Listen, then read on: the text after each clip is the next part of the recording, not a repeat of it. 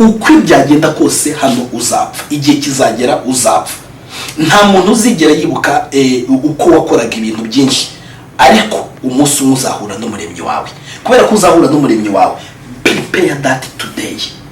Uwo muremyi wawe aragufasha kugira bwa buzima neza, family yawe ibe neza, personal growth wige. Ari abantu bajya bitiranya ibintu.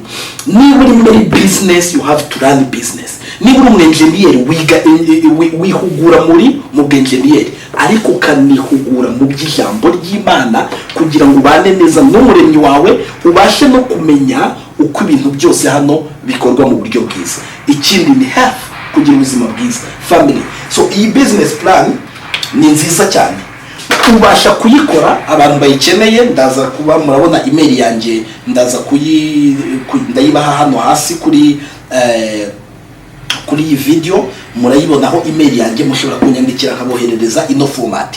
Ariko ntabwo ari ngombwa, none wahita wicara uyu mwanya ugahita uyitresa.